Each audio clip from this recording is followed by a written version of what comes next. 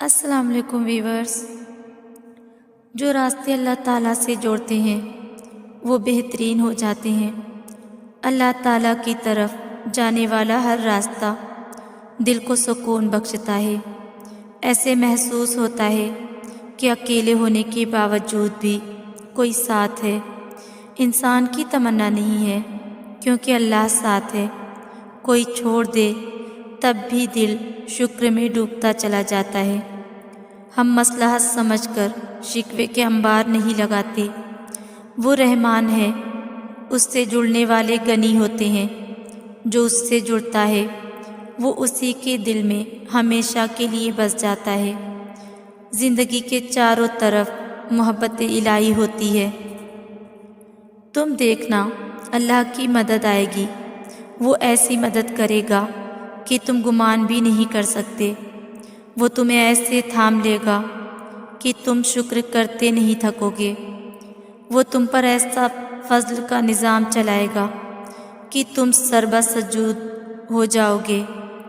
پھر تم سمجھ جاؤ گے کہ جب وہ عطا کے دروازے کھولتا ہے تو بے حساب دیتا ہے۔ اس کے ایک حکم سے ناممکن ممکن بن جاتا ہے، اور جسے وہ بلند کرے اسے کون پست کر سکتا ہے؟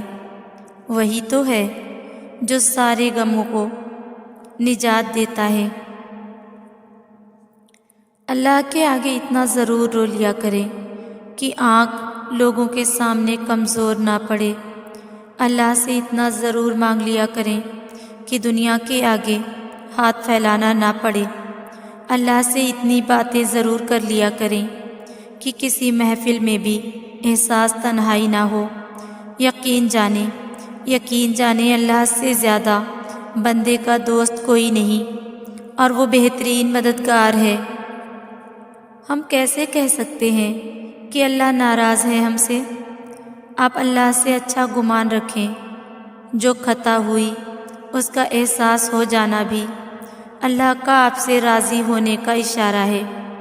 بس اس کا اگلا قدم اللہ کی جانب محبت خلوص سے رجوع کر لینا ہے۔ اللہ ہم سے ناراض ہونے کے بہانے نہیں ڈھونڈتا۔ وہ اللہ ہے، وہ کریم ہے، وہ رحیم ہے۔ وہ آپ کو محبت سے دیکھتا ہے، بے حد محبت سے۔ مجھے اس ساری دنیا میں واحد اس کے احساس میں یہ مان ملتا ہے کہ وہ مجھ سے محبت کرتا ہے، اور میں کیسی بھی ہوں، کسی بھی حال میں ہوں، وہ مجھے تنہا نہیں چھوڑے گا۔ وہ مجھے تھامے ہوئے ہے، وہ مجھے تھامے رکھے گا۔ سب چھوڑ دینا، بس اللہ کو نہ چھوڑنا۔ اسے بدگمانی سے نہیں، امید کی نگاہ سے تکنا۔ اس کے سوا کوئی ہمارا نہیں۔ اللہ واقف ہے تمہاری ہر چھوٹی سے چھوٹی اور بڑی سے بڑی پریشانی سے۔ اسے معلوم ہے تمہارے دل و دماغ کی کیفیت۔ وہ واقف ہے تمہارے ہر دکھ درد سے اور ہر اس انسان سے جس نے تمہیں تکلیف دی۔ وہ گواہ ہے ہر اس تلخ لفظ کا جو تمہیں لوگوں سے سننے کو ملے۔ وہ گواہ ہے تمہارے ہر ایک آنسو کا جو تکلیف پہنچنے پر تمہاری آنکھوں سے نکلے۔ جن آنسوؤں کو تم بیکار سمجھتے ہو وہ اللہ کے نزدیک بہت قیمتی ہیں۔ وہ گواہ ہے تم پر آنے والی ہر اس آزمائش کا اس کے قریب لے آئی، اور دکھ بھرے سجدے کا جو تم نے اس کے سامنے کیا اس نے سنی ہے تمہاری، جب کوئی اور نہ تھا تمہیں سننے والا۔ اسی نے دلاسا دیا ہے تمہیں جب کوئی اور نہ تھا تمہیں دلاسا دینے والا۔ اسی نے سمیٹا ہے تمہیں جب کوئی اور نہ تھا تمہیں سمیٹنے والا۔ اپنے اوپر آنے والی تکلیفوں کو تم تو بھول جاتے ہو لیکن وہ نہیں بھولتا۔ خود کے ساتھ ہوئی زیادتیاں تم بھول جاتے ہو لیکن اسے سب یاد رہتا ہے۔ بے شک وہ ہر چیز سے واقف ہے، اور وہی بہتر انصاف کرنے والا ہے۔ اور تمہارا رب بھولنے والا نہیں۔ جب تم اللہ سے محبت کرنے لگتے ہو تو اس کی کہی ہر بات کا مطلب واضح ہو جاتا ہے۔ اس کی محبت پر یقین تو پہلے بھی ہوتا ہے، لیکن دل سے بھروسہ نہیں ہوتا، اسی لیے تو دکھ سہنا مشکل لگتا ہے، کیونکہ ہم کنفیوز ہوتے ہیں۔ اللہ کہتا ہے کہ صبر سے کام لو، بے شک ہر مشکل کے بعد آسانی ہے۔ اللہ کہتا ہے کہ تم مجھ سے مانگ کر تو دیکھو، میں نہ دوں تو کہنا۔ اللہ کہتا ہے کہ امید کا ساتھ کبھی مت چھوڑنا اور اداس مت ہونا۔ اللہ کہتا ہے کہ بس مجھ پر بھروسہ رکھو۔ اللہ کہتا ہے کہ یہ کبھی مت سوچنا کہ میں تم سے بے خبر ہوں، میں سب جانتا ہوں، دیکھ رہا ہوں اور سن بھی رہا ہوں۔ پھر جب دل اداس اس کی محبت سے بھر جاتا ہے تب سب ٹھیک ہونے لگتا ہے، ہر کنفیوژن دور ہو جاتی ہے، اندر تک ایک سکون سا اتر جاتا ہے جو الفاظ سے ظاہر نہیں ہوتا، لیکن ذہنی روحانی سکون اور دلی اطمینان سب بیان کر دیتے ہیں۔